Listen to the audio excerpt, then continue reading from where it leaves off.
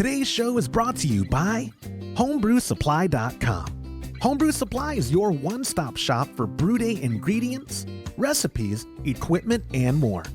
Take advantage of everyday low pricing and everyday flat rate shipping only at HomebrewSupply.com. Go to HomebrewSupply.com right now and use our promo code HHH to get 5% off your order. HomebrewSupply.com. Let us help make your brew day better.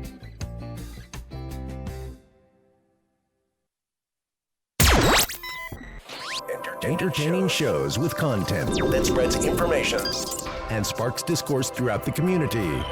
This is the Pearl Media Network.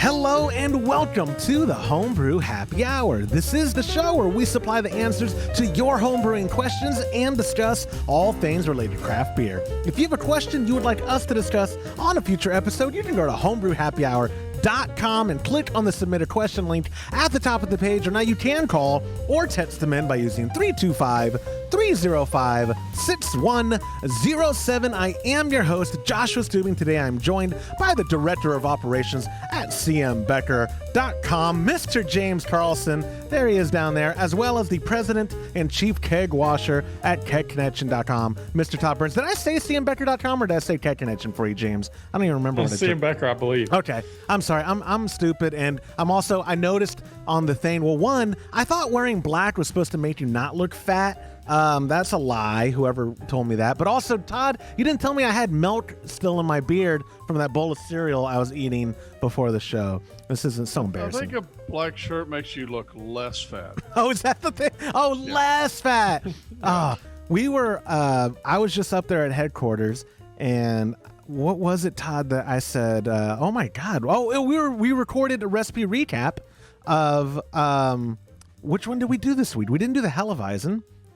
Oh man, I'm losing it. Well, we didn't do the cream ale. Did my beer. We did do your beer. Yeah, the rye. The rye. Thank you. Your honey rye. It was, and we drank Four Corners out of Dallas. Their local buzz is what it's called. A great hot weather beer, I'll say. It was a fun time recording it, but we were doing we have the monitors and all that set up, and I'm looking at it and I said, "Oh my God, I look fat on this monitor." And Todd was like, "No, you look fat." off the monitor too. Apparently, it was it's a weird thing that happens when you gain weight, that you appear larger in mirrors and in camera monitors. But anyway, I asked one of my friends one time, "Does this shirt make me look fat?" And he was like, "No, all your fat makes you look fat." So yeah. But Todd, first off, point that microphone by your mouth, dude. You can't point the microphone towards your face. Oh, hey, now talk. Now what do you want me to say? Oh my gosh, it's a miracle. I was like, how did he get quiet all of a sudden? You can't use a microphone when it's pointed away from you. And I'm sorry. I had to point that out. I know technology. So it's directional? Technology is so hard. That actually, I want to ask real quick. A couple of trips ago, right before James and I went to the beach, which is why we didn't have an episode last week, and we'll get to our beach trip recap. Yep. Todd, I set your pop up because we've been trying to. He has a book available on Amazon, A Few Good Horses. It's a memoir type book. It's a very good, easy read. I think it's very enjoyable. Both of your dad and your uncle are authors. I think that's cool. No pressure on you to put a book out anytime soon. But we've been telling your dad forever, we got to do an audiobook, man. We got to get you. So I brought up equipment and got them all set up. How is that going? I haven't really followed up with you. Good. He's already recorded like the prelogue and the first chapter, and he may be further along now. That's where he was when I talked to him a few days ago. So why did we not have a podcast last week? Oh, because I didn't. What do you always tell me? Prior planning prevents piss poor. Proper prior planning prevents piss poor performance. I didn't do that. I did. I didn't. I mean, we should. James and I could have. No, James. No, wasn't here. James I could have done it by myself, and me and Joe could have done it. You really should have. Honestly, I actually would have liked that if you and Joe had taken like the initiative. Absolutely. Just to see if you could have done it, like recorded it, like getting the the equipment together, getting the editing, adding the bumpers. I would have loved that. Actually, I give you permission. You would not like that if I was able to do that. No, you want to bet $5 that you wouldn't be able to do it? No, that's a lie, because you would find a way to do it, and then it wouldn't necessarily be that good. But you'd be like, "But I did it! But I did it! Did I not do it?" And then I'd have to give you $5 because that's how you snake yourself around having to lose a bet. But anyway, yes, James and I did just get back from the beach. We were there at the same time. James, I got to say, for the forecast that we were given, it actually could not have been more off. Yeah, the weather was great. The temperature was in the 80s most of the week. But it wasn't one of my better vacations. My daughter was sick, and ear infection for those listening. Yep. Not COVID, ear infection. Yeah, outer ear infection. She'd been at the coast the whole month, so she didn't miss anything. She stayed in bed all day Wednesday, and we were able to get out and get in the water Tuesday. And we talked about it. Well, I tried to find you, but I didn't realize how far apart we were from where you were camped out and where we were. Just camped out. Are you kidding me? I saw the house he was staying in. Yeah. On the beach. On the beach. Where they set up on the beach. Yeah. Okay. Yeah, on the beach where we were. No, you're right, Todd. I did not rough it this trip. We had a very nice beach house, but James, poor guy, you and Emily would walk a mile and a half or whatever, and you're like, "Hey, it seemed like we went one direction, turned around, and went the other direction, trying to find you." And then I finally looked it up on Google Maps, and I'm like, "Wow, that's a half a mile from where we're at." We didn't go a half a mile. We probably went a quarter of a mile. Yeah, but still on the beach. It was, and that day was hot. And when the sun finally came out, it was like, oh, yeah, I should drink water at some point today. But I did notice, because we did talk, and then obviously your Instagram feed, you had good beer with you, my friend. You were drinking some good beer. You know what's weird, and I didn't leave any, and I should have. I thought I did, but I didn't. That Pilsner that I was showing on my feed, it tasted just exactly like our lemon drop Pilsner. You told me that in a text after the fact. You're like, dude, this is like nailed it. I mean, exactly like our lemon drop Pilsner recipe. They copied us. I guess so. Which, by the way, when are you kegging that? Because I got to taste it out of the spiked, the CF15, I believe is what it's fermenting in. And it's ready to go, dude. It is ready to go. It is. Yep. Just got to get some kegs cleaned, and we can. The cool thing about the spike system is it's on gas already. So it's just a matter of putting a tri-clamp fitting with hose and disconnect adapter, open the valve, and you can transfer. Pretty simple. Yeah, I need every time I come up there, I'm like, I need this. I need this in my life badly. I really need the CF15, because I've told Todd before I'm going to get a CF5, and he was like, no, you're not, because it's way too little, and you brew in 10-gallon. You're about to brew in 10-gallon batches. Then we started brewing in 10-gallon batches. I was like, okay, I'll do the CF10. He goes, no, you won't. You did the CF15 to future-proof. Yeah, you need to go bigger. Exactly, because one day you're going to brew in 15. And right now it seems ridiculous. Like, no, we're not going to ever do that. But then the more I think about it, it's like, yeah, we know how to brew in 15-gallon batches. We got to build out a better keezer. We got to get that cold room. Can I make a suggestion? Yes, sir. Or comment. If you brewed in the 15, if you brewed 15, then you could bring kegs up, give them to us, and we would give you kegs in exchange. See, the reason we don't share with you is because you don't share with us. So if three of us brew 15-gallon batches, we would get 3 different kinds of beer every time we brew. Deal. You're right. And that's, I can't get, right now we're working on the wiring so that we can brew on the spiked solo, but I don't think we can get 15 out of that. We're going to have to build me a 3-tier, Todd. And by I mean you and James. And by you and James, I mean James. We're going to have an extra one. So we'll work it out. Good. Because that is the next step is, y'all seen my dad's game room, turning that wall into the brew table and brewing on that wall. It would be wonderful. And I always thought, you need a vent when you're using like an electric 3-tier, but you don't have one in y'all's Do you regret not having a vent for it in the brew room at the office? And you don't really have one behind you either, do you, Todd? Like it is just going open air, and you don't regret not doing that, right? I mean, it would be easy to do. I could put one in. Yeah, it'd be easier for Todd than it would be here. I wish we did have a vent, because what happens is the AC register starts dripping moisture because there's so much moisture in the air. The return outlet or the inlet, it's sucking all that humidity in, and it can't remove it fast enough, so it's spitting it back out, and it'll drip over there by the door because that's where the vent is. So it would have been nice to have a vent, but didn't think about that when we set that maybe up. if I talk my pop that's obviously that's pie in the sky for me right now at his house. I can't even talk him into turning that storage closet into the freaking cold storage room, man. That'd be perfect. I've taken everything out of it, well, almost. I mean, what's in it now is our brewing equipment. To where I'm like, Dad, let's just turn this into the freaking storage, man. This would be life changing. But there's a lot. I actually took home. So this weekend, I took home a recipe kit, which is one of our Patreon recipes for the month of August, which your options are Bob Toots Cream Ale and the Ocarina Grapefruit IPA. We've had both. More recently, we had Bob Toots. Mr. Carlson brewed that. I loved how it turned out. It's a great, straightforward, a subtleness of that rice you could tell is in the beer, and corn as well, I believe. Yeah, and which I think is common for a cream ale. We did a episode that will publish soon of recipe recap on the cream ale. I like that recipe, and funny enough, we've had this month, I believe we're having 38 or 39 recipes go out, like of the people who get it every other month, and then the people who get it every month. And 24 people have replied to me so far. And do you know what the ratio is now between who have replied for the cream ale versus the IPA? You want to guess? Probably, you said 24 total? 24 total, yeah. Probably 23 cream ale, 1 IPA. John, you want to make a guess? I'll do 22-2.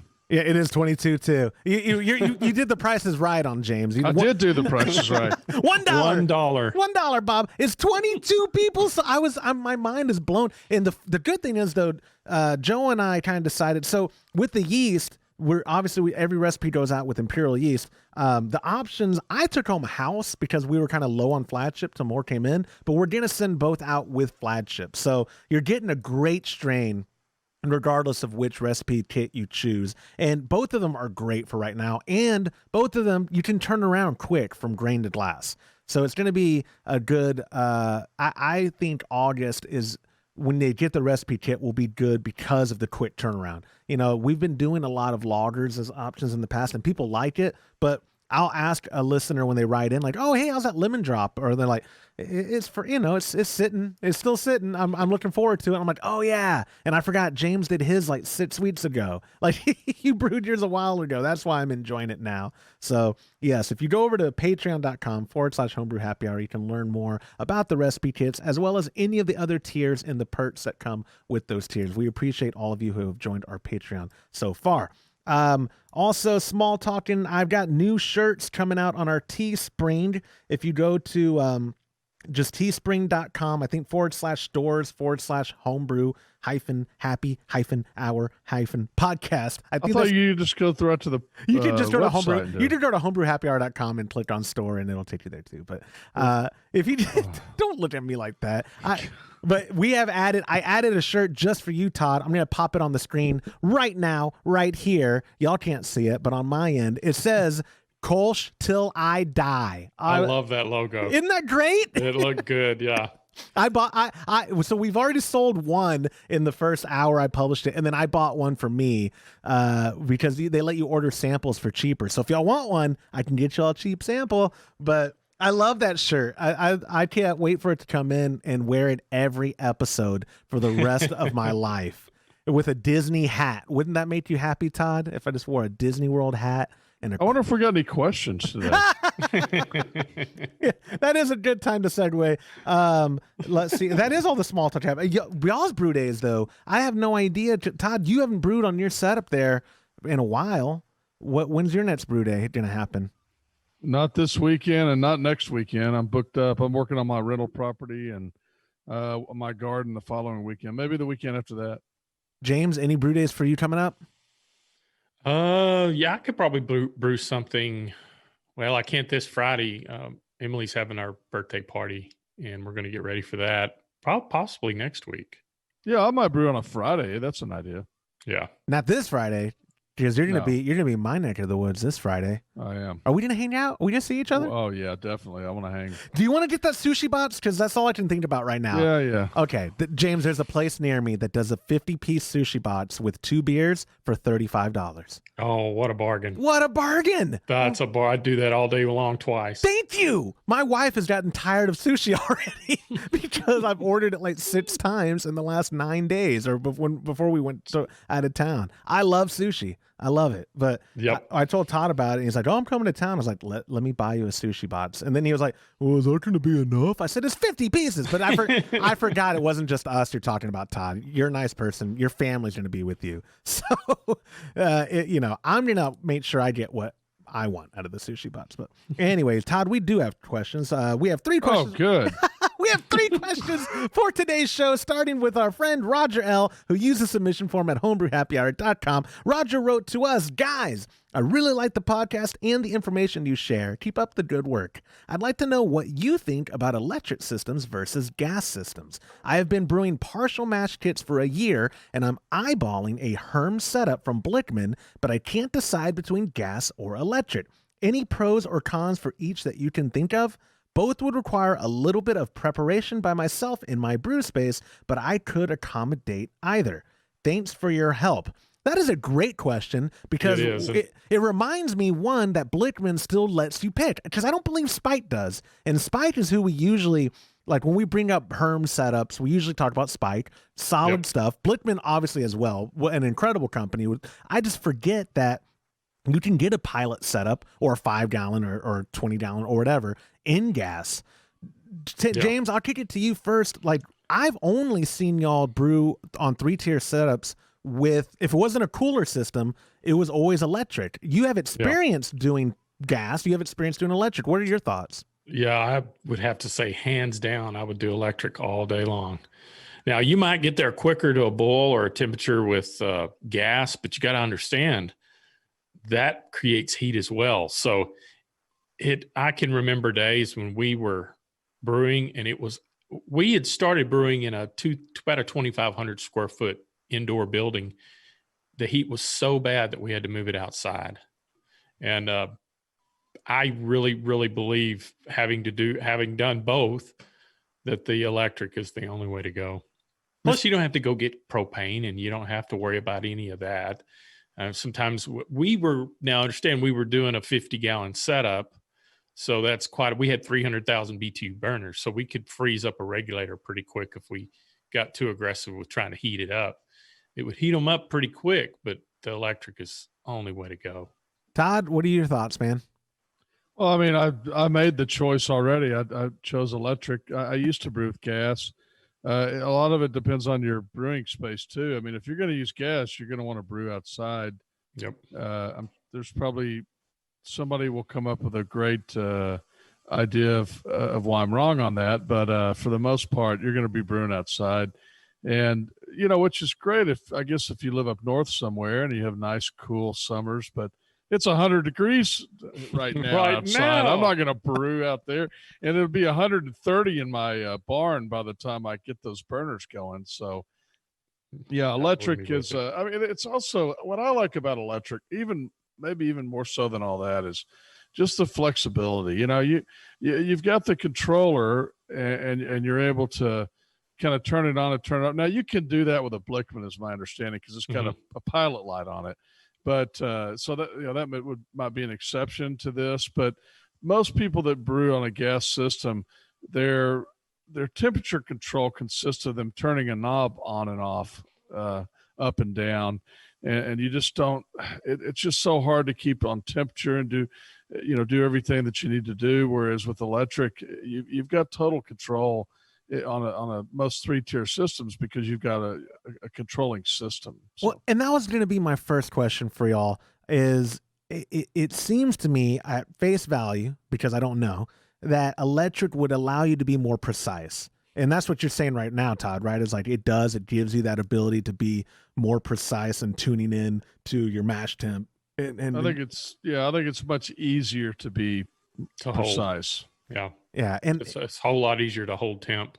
And I guess too, like he's asking about pros and cons. I think James nailed it good where like a con of the gas, like you said, is always being cognizant of your supply. Right, not everyone has like a Mr. Burns big propane tank they can hook a hose from. And I've got 250 gallons of propane at any time for my system. So I have the Blue Rhino thing that I swap out at my gas station or whatever. And those things sometimes they go quick, right? And they do. How terrible would it be in the middle of a brew day if it went out and you didn't? I mean, you do have to. Obviously, I think people who are brewing probably have a backup. Yeah, right? You got to have a backup tank if you're going to brew with gas. Right. And we brew, technically my pop and I brew with gas, like when we do the cooler brew, but it's not the same because the volume. I can't imagine. Do you go through a lot of gas? Like when you were doing the 50-gallon, James, like how did that was gas? Yeah, we would burn through 10-gallon. I had a 10-gallon cylinder and we had a couple of 5-gallon on backup, and we would burn a whole 10 gallons of propane when we do a big batch, 40-gallon batch of beer. And propane's not terribly expensive in a bulk tank, but it's a lot more than natural gas. Yeah. And when you start using 5-10 gallon tanks, it's very expensive. It's you're spending quite a bit of money to brew a batch of beer compared to electricity. Now, if you had access to natural gas, it would probably be less than electricity. Absolutely would. I could just sit here and talk about propane and propane accessories all day. Oh, me too. I love them. The way Todd said propane immediately sounded to like Tank Hill in my head. The way, damn it, Bobby. Oh yeah, damn it, Bob. That boy ain't right. I got 250. Yeah, what do you mean? Of course you want to brew on propane. Who would brew on electric? Yeah, charcoal. I think, like you said, especially so. I think we're all on the same page. Like if he has the option, and it seems like he does, like he has a brew space that could do both. Like electric is going to probably suit him better in most scenarios, and for the longer haul, right? Like I know gas.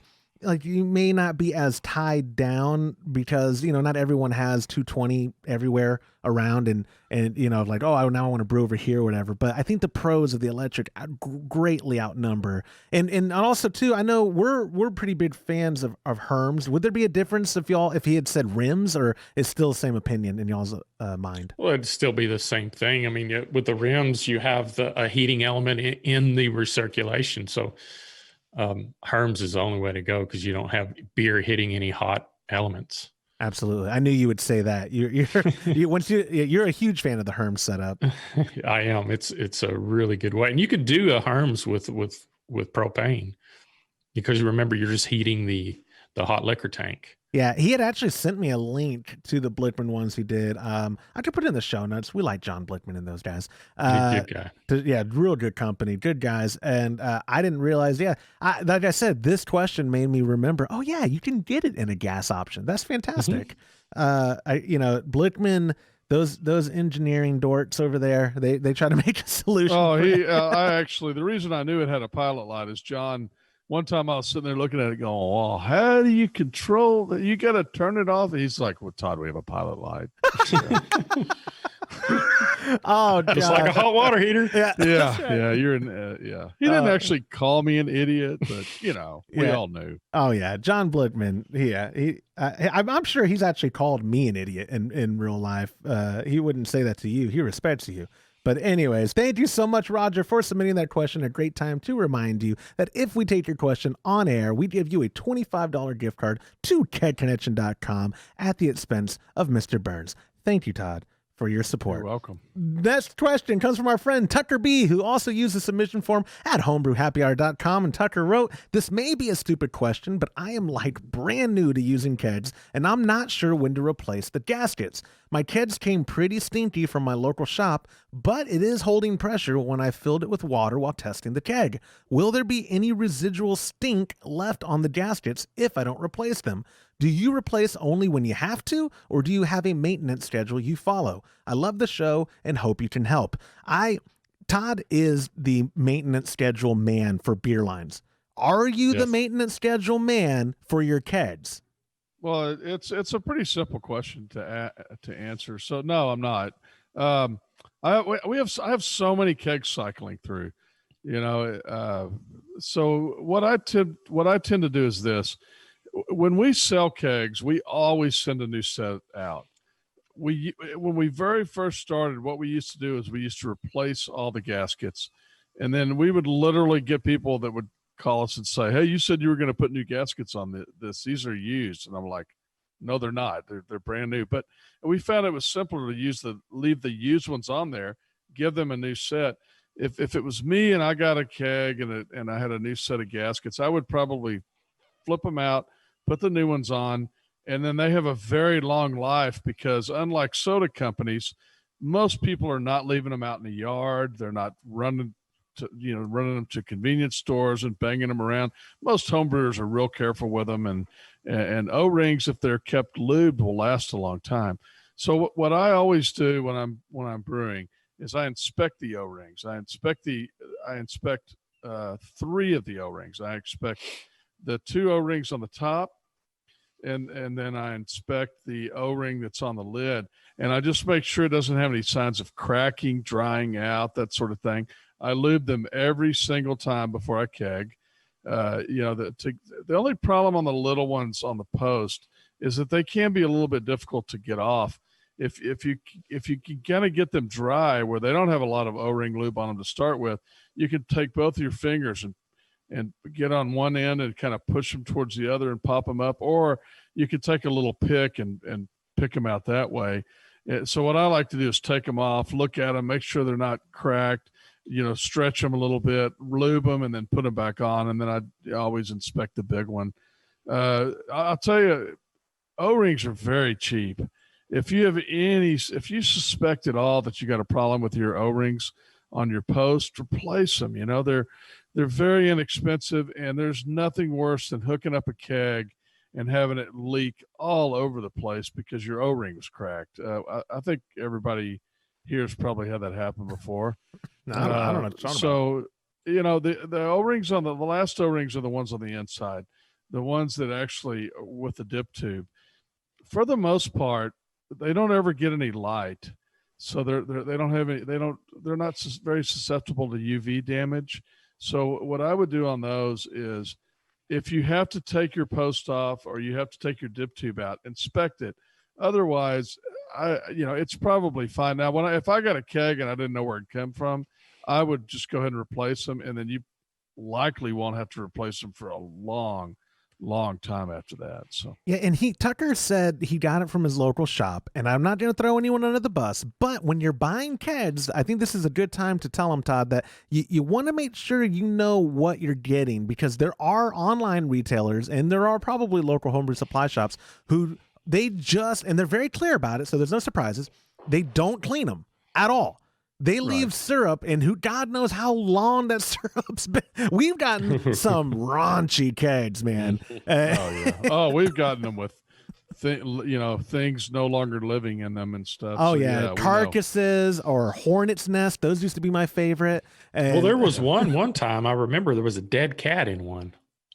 You're kidding me. Really? I remember that. I remember hearing about it. I wasn't there. I remember hearing about it. The field that we had overflow of kegs stored in at one point from Todd was just a gazillion stories high. And who knows what grew inside some of those kegs? Because some of them don't have lids, right? But where I was getting at is if you could save a lot of money by buying these kegs that aren't clean. But one thing that I always tell people when they're asking about like our kegs is look, right now it's Vilver, and Vilver's been with Todd for 11 years, a little bit less than I've been with you. He's cleaning them, pressure testing them. Like when people call and say, I kind of smell soda in it. No, that's the brew clean, the residual from it, because he did such a thorough cleaning of it and testing each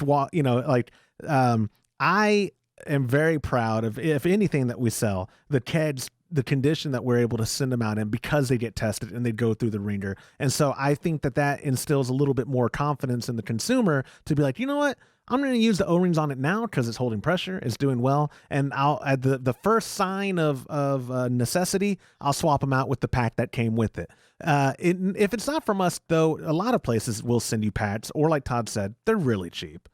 Yeah, and all the keg connection kegs are pressure tested.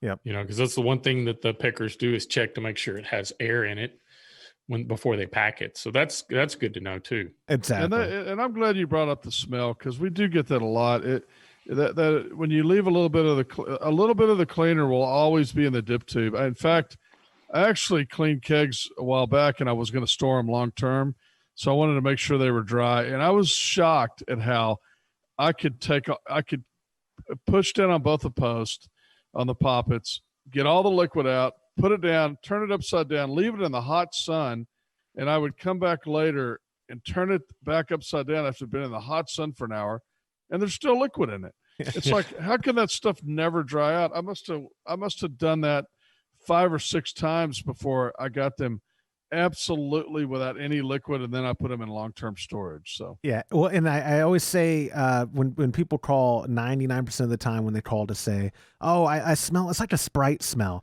that for whatever reason, carbonic acid with the powder cleanser, the brew clean that we use, makes like a Sprite smell. And so, and people to your nose, especially if you're not used to it, they'd be like, I paid for a clean keg, damn it. Like, no, you should have seen that keg before we cleaned it. What it actually looked like. That we won't send you the dead cat one, or we won't tell you we sent you. No, we actually, I know, you know what, I do remember that one. We put Kolsch in that for Josh? Hey man, I'll drink. As a matter of fact, we did. I will drink dead cat Kolsch. I don't care if you know how much, like, my wife used to overthink when we go to restaurants. Like, do you think, like, remember that movie Waiting when it came out? Ryan Reynolds and don't ever mess with somebody handling your food. And we don't. We're very polite, but she's like, well, what if they just mess with your food? I'm like, babe, ignorance is bliss. I mean, you just gotta eat the food, and if it still tastes good, don't even think about it. Like, are you getting someone's spittle in your sushi? Maybe. It tastes good though. I'm okay with it. Well, nowadays they're all wearing face masks. This is the best time ever to be ordering food. No one's germs are getting on your stuff. It's great. But anyway, Tucker, thank you so much for submitting your question. Fellas, we got one more question submitted by our friend Gerald W., who also used the submission form at homebrewhappyhour.com. Gerald wrote, we all know that aerating your wort is a good thing right before you pitch the yeast, but how far do I need to go to aerate properly? I see some brewers online using fancy contraptions that they stick inside their wort, but I'm worried that if I upgrade to something like that, then I'm just introducing another component that might infect my beer. How do you guys prefer to aerate your wort, and have you had any luck using any gadget or contraption? If you watched our videos of brew days on our YouTube channel, y'all correct me if I'm wrong, but that seems to be what y'all do every time for aerating, which is just to let it splash around as it's cooling down. And Todd will sometimes put the paddle, a sanitized paddle, and swirl it around, and then while you're pitching the yeast. I've never seen you, I've seen people make contraptions where they add something to the end of like an electric drill, and they're, aerating it that way. Have you guys messed with anything sophisticated more than just what you can do with manual human strength? I'll let James take it first. Well, what I did was I took a carb stone, and I think it was a 0.5 micron carb stone, and it come with 12 inches of stainless steel, and went to the local hardware store and got Burns-O-Matic sells a little oxygen bottle, and you got to run a filter with those, and then you have to order the regulator, because it'll have the 3/16 nipple. And then I just stick it in there, turn the valve on for a couple of minutes after we do the splashing. And usually you would want to do something like that if you have a really high gravity brew or something that's going to require a lot of oxygen, because you're going to need to have a lot of activity with the yeast to chomp down those sugars. But for the most part, we just let the wort splash into the conical. Now, that carb stone thing, that is a contraption you've built into your conical, or that's something you stick in? It's just something I stick in. Now, we have a sample port that you could remove that, and they make a carb stone that goes right, tri-clamps it in place, and then you can run oxygen or a blended air mixture in there, but we haven't, I've used that oxygen. The funny thing is that the oxygen doesn't go that far. So I was only able to use that bottle 2 or 3 times and it was out. Wow. And so Todd, at home, what are you doing? Because I've been with you enough brew days to where I don't see you using anything fancy. I don't know you to own much things that are fancy anyway. But what are you doing when you're aerating your wort? All right, I got a piece of wood here. I'm gonna knock on. I've never had a stuck mash before.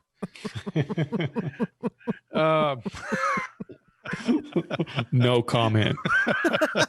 So I'm going to answer it in 2 parts. One, what do we do now? Well, if we're brewing on the big system, I mean, we literally have a pump that's shooting wort, as James was talking about, I believe. It's shooting wort out at a pretty high rate of speed. And shooting oxygen. No, wort. Oh, it's actually because it's coming out of the hose. Pardon me. Yes. Gotcha. And we're shooting that into whatever fermenter we're putting it in, whether it's 3 buckets or it's the 15-gallon fermenter. So by doing that, we're splashing so much that we get a lot of oxygen in there. That's the reason I think that we never have a problem with our system. And so we basically put some wort in, and then we pitch the yeast, and then I continue to shoot the wort on top of the yeast. And I mean, it's bubbling and, flying everywhere. And we get a lot of oxygen by doing that. So it's kind of eliminated the issue when we're using that system. Now, when I'm not using that system, I've always done it exactly the same way. I've been very consistent since I started brewing. I have a stir spoon, like a cupped stir spoon. And at the end, and it's already sterilized. When I pitch my yeast, I sit there and have it basically have the cup part down, and I just hit the wort with it about over and over and over again for about 2 minutes. And what I'm doing when I do that is I'm shoving the air down that gathers in the pocket of that spoon, and I do that over and over again.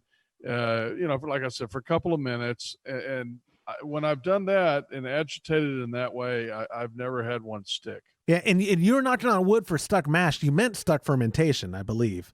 You've never had did I say stuck mash? I meant stuck fermentation. You misspeak all the time, though. Do you ever read our YouTube comments? No. Of course you don't. I relay them to you. Only the good stuff.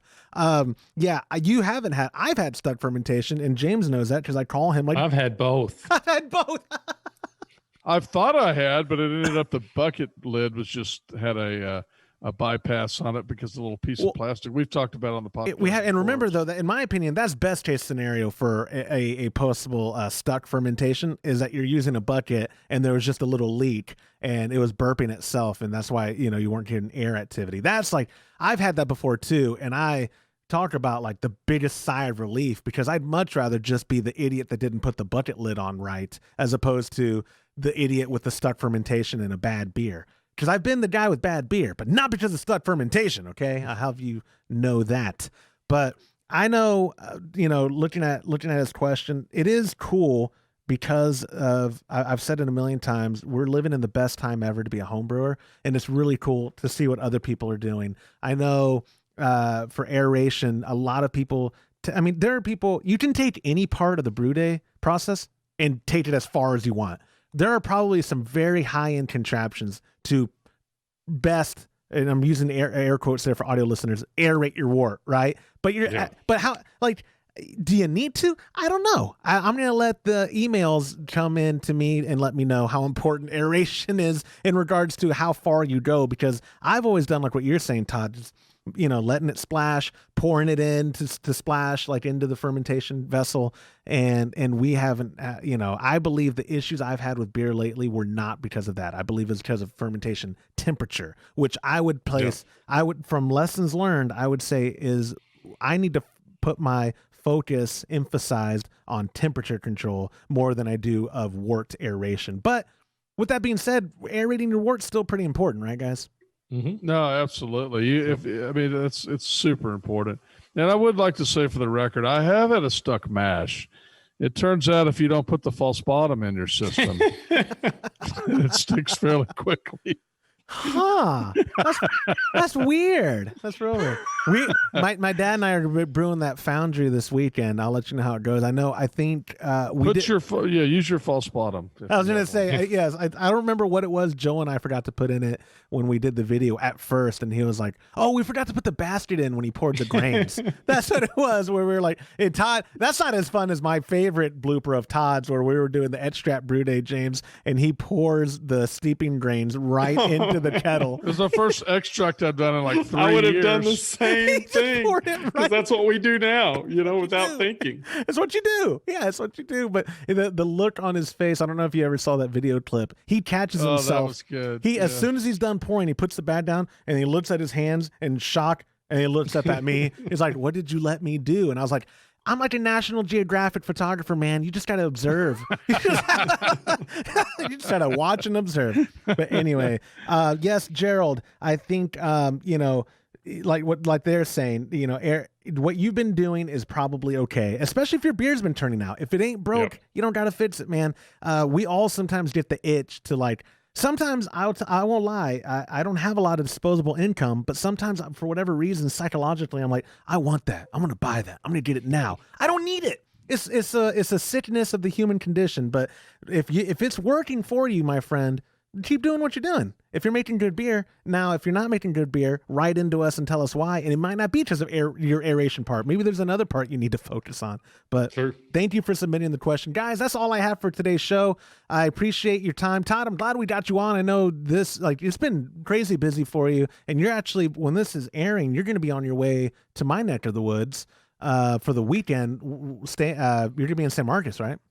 That's correct. Yeah, I'm going to be working on some rental property. So yeah, and then James and the heat, that'll be fun. Yeah. Hey, how was the story that you told where you're finally hiring people to help you because the last one cost you $65,000? What was that story?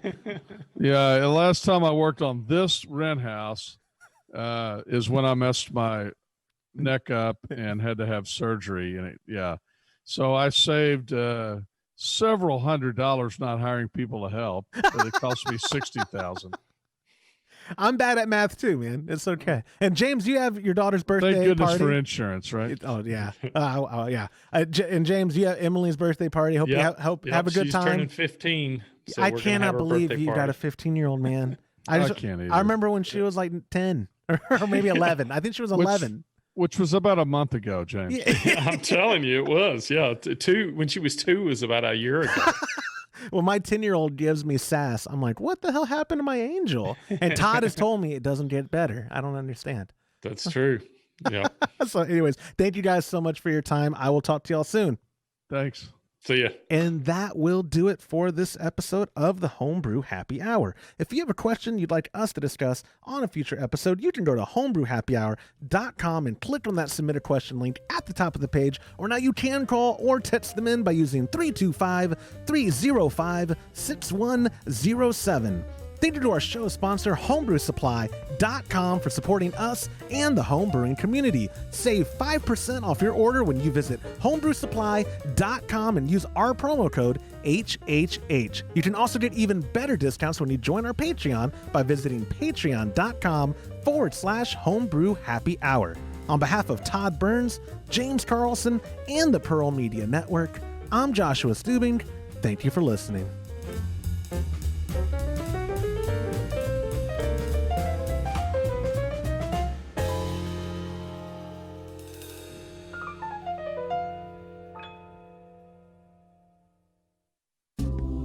This program is made possible by the checkbook of Mr. Todd Burns and by contributions to our newly launched Patreon by viewers like you. Visit patreon.com/homebrew happy hour and join our community. Thank you.